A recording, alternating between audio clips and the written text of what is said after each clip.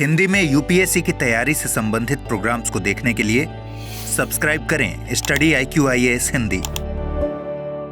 नमस्कार दोस्तों, मैं हूं डॉक्टर पंकज मिश्रा और स्वागत है आपका स्टडी IQIAS हिंदी पर। दोस्तों, आप लोगों ने टोल क्रॉस किया होगा, टोल टैक्स दिया होगा, लेकिन अब केंद्रीय सड़क परिवहन मंत्री नितिन गडकरी जी ने एक नई नीति की घोषणा की है, जिसके अंतर्गत अब भारतीय एक्सप्रेसवे के जो टोल प्लाजाज होंगे उन पर वे केवल टोल भुगतान के केंद्र की तरह काम नहीं करेंगे, बल्कि वे डिजिटल जांच के द्वार बन जाएंगे।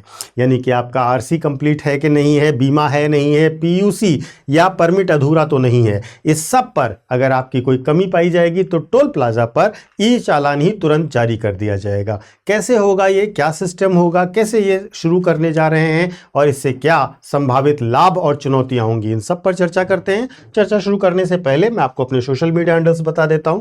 UPSC मेंटोर पंकज सर के नाम से आप मुझे कनेक्ट कर सकते हो इंस्टा और टेलीग्राम पर, जहां पर आपको मेरे सारे वीडियोस के लिंक मिल जाएंगे।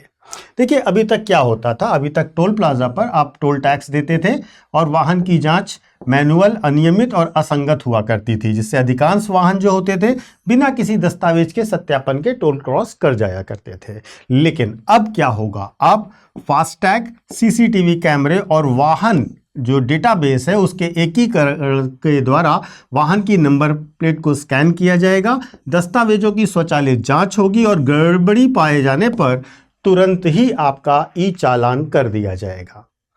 प्रश्न यह है कि सरकार ये कैसे करेगी, सरकार के पास क्या मैकेनिज्म होगा, उसको भी समझिएगा। देखिए, सरकार को कैसे पता चलेगा। देखिए, जब लाखों वाहन प्रतिदिन एक्सप्रेसवे पर दौड़ रहे हों तो एक सवाल बहुत स्वाभाविक तौर पर उठता है कि सरकार को ये कैसे ज्ञात होगा कि किसी वाहन के दस्तावेज पूरे हैं या पूरे नहीं हैं, और हर टोल पर मैनुअल जांच तो संभव है नहीं। इसके लिए क्या किया जाएगा, सबसे पहले वाहन की पहचान की जाएगी। फास्टैग और नंबर प्लेट रीडर से वाहन की पहचान मिली सेकेंड्स में हो जाएगी। उसके बाद डेटाबेस से मिलान किया जाएगा। पहचान के बाद वाहन राष्ट्रीय डेटाबेस से दस्तावेजों की तत्काल मिलान किया जाएगा और तुरंत ही स्वचालित कार्यवाही की जाएगी, ऑटोमेटिक कार्यवाही की जाएगी। गड़बड़ी मिलते ही सिस्टम स्वतः ही ई-चालान तैयार करेगा और बिना किसी मानवीय हस्तक्षेप के यह पूरी गतिविधि की जाएगी। अब ये वाहन डेटाबेस होता क्या है, पहले ये समझ लीजिए। देखिए, वाहन डेटाबेस एक तरीके से भारत की डिजिटल जांच की रीढ़ की तरह काम करेगा। इसी पर पूरा सिस्टम बेस होगा। इसमें क्या क्या होता है, इसमें आपका जो रजिस्ट्रेशन सर्टिफिकेट है वो अपलोड होता है, PUC जो प्रदूषण जांच प्रमाण पत्र होता है वह लोड होता है, परमिट अगर वाहन की अनुमति पत्र है वह भी लोड होगी, आपके वाहन का फिटनेस प्रमाण पत्र लोड होगा और आपने जो बीमा कराया है वह बीमा भी इस पर अपलोड होगा। तो वाहन डेटाबेस में ये सारी जानकारियां पहले से ही अपलोड होती हैं। तो जैसे ही आप क्या करेंगे, जैसे ही आप टोल प्लाजा पर पहुंचेंगे, आपका फास्टैग स्कैन होगा, कैमरा आपके नंबर प्लेट को कैप्चर करेगा और नंबर प्लेट को कैप्चर करने के बाद वाहन ऐप के साथ उसको मिलान किया जाएगा। अगर कोई कमी पाई जाती है तो तुरंत ही आपको ई-चालान जारी कर दिया जाएगा। यह पूरी प्रक्रिया कुछ सेकंड्स में ही पूरी हो जाएगी, यानी कि कैमरा, फास्टैग, वाहन और इस तरीके से आपका ऑटो चालान हो जाएगा। वाहन मालिक को SMS या डिजिटल लॉकर के माध्यम से सूचना दे दी जाएगी और मानवीय हस्तक्षेप इसमें कहीं नहीं है, सब कुछ टेक्नोलॉजिकली किया जाएगा। सरकार ऐसा क्यों कर रही है, ऑब्जेक्टिव क्या है इसके पीछे, उस ऑब्जेक्टिव को भी समझिएगा। देखिए, सबसे पहली बात है सड़क सुरक्षा की। देखिए, जो अनफिट और बिना बीमा के वाहन होते हैं वे एक्सप्रेसवे पर रोक कर और अलग तरीके की दुर्घटनाओं को बार बार अंजाम देते रहते हैं।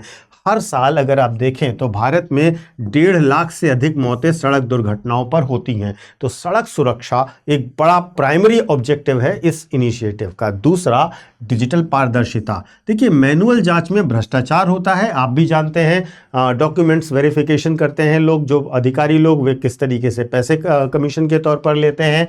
मनमानी घटनाएं होती हैं जिसको समाप्त किया जाएगा और निष्पक्ष तकनीकी आधारित निगरानी प्रणाली स्थापित की जाएगी। और तीसरा, कानूनी अनुपालन का एंगल है, जहां पर मोटर वाहन अधिनियम के अंतर्गत जो अनिवार्य दस्तावेज हैं वे सभी के पास हों, यह सुनिश्चित किया जाए, उनका पालन सुनिश्चित किया जाए और नियम तोड़ने वालों को जवाबदेह बनाया जाए। यह एक तरीके से कानून के नियमों के कंप्लायंस के लिए एक बेहतर काम होगा। सरकार यह क्यों कर रही है और इस खतरे की वास्तविकता क्या है, यह भी समझिएगा।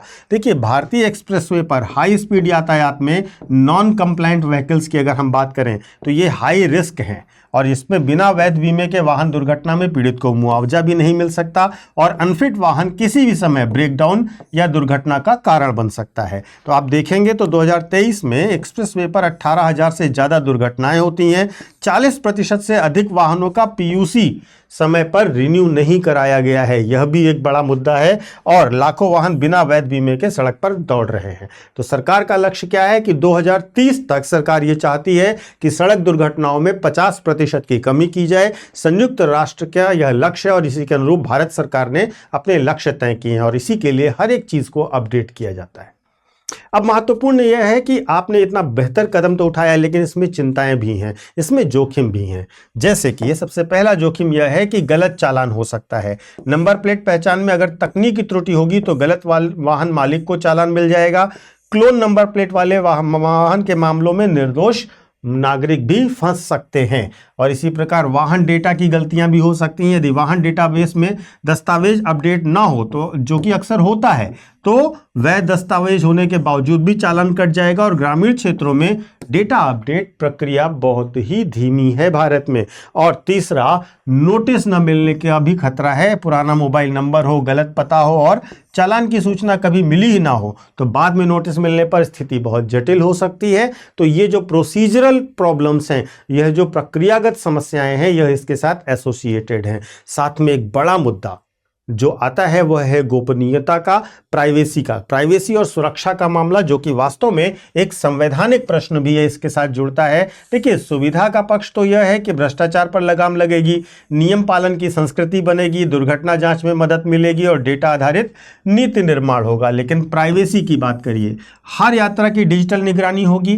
डेटा सुरक्षा कानून अभी अधूरा है हमारे यहाँ, डेटा के दुरुपयोग की संभावना है और सुप्रीम कोर्ट का निजता का अधिकार निर्णय अभी महत्वपूर्ण रूप से हमें इसके साथ साथ अटैच करना होगा। तो देखिए, क्या नागरिकों की हर गतिविधि को ट्रैक करने का अधिकार सरकार के पास है या नहीं है, यह मूल संवैधानिक प्रश्न है, क्योंकि यह आपकी निजता से जुड़ता है।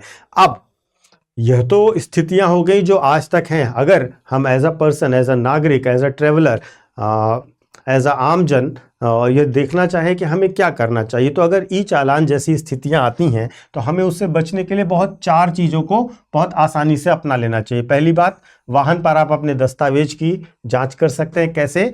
वाहन.परिवहन.gov.in पर जाइए, वहां अपने वाहन की आरसी, बीमा, पीयूसी और फिटनेस की स्थिति को जांच लीजिए। उसके बाद मोबाइल नंबर को भी हमेशा अपडेट रखिए। ई चालान की सूचना एसएमएस पर आती है, पुराना या गलत नंबर होने पर आप नोटिस से वंचित रह सकते हैं। और पीयूसी और बीमा की वैधता हमेशा जांचे रखें, उसे समाप्ति तिथि से 1 सप्ताह पहले ही नवीनीकृत करें और डिजिटल लॉकर में अब हर चीज़ की डिजिटल प्रतियां भी अपलोड करके रखें।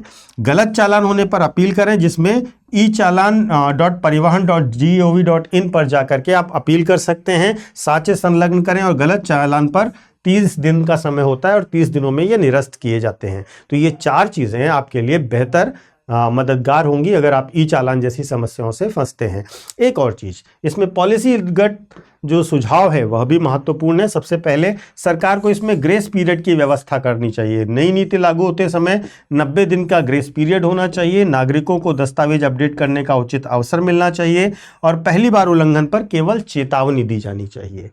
हर चीज़ को फाइनेंशियल उससे नहीं जोड़ना चाहिए। नागरिक जागरूक है, नागरिक अपने कार्यों को सही ढंग से करना चाहते हैं, लेकिन हर चीज़ पर फाइन लगाना उचित नहीं है। दूसरा, सटीक तकनीकी सुनिश्चित करें। ANPR कैमरों की सटीकता कम से कम 99.5% होनी चाहिए। वाहन डेटाबेस नियमित ऑडिट अनिवार्य किया जाना चाहिए और गलत रिकॉर्ड के लिए परिवहन विभाग की भी जिम्मेदारी तय की जानी चाहिए।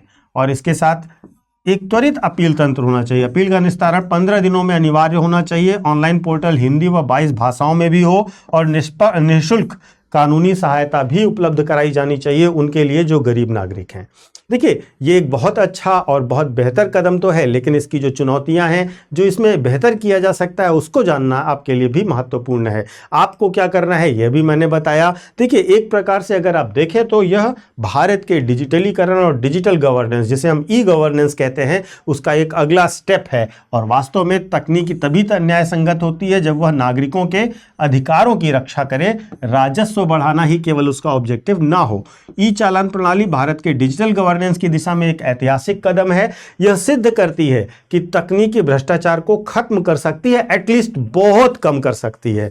लेकिन इसकी सफलता इस बात पर भी निर्भर करेगी कि सरकार उसे भरोसे के साथ लागू करे, इसकी जवाबदेही सुनिश्चित हो, निर्दोष नागरिक दंडित न किए जाएं और जिम्मेदार नागरिक बनाने का उद्देश्य होना चाहिए सरकार का। इससे निश्चित तौर पर फायदा होगा।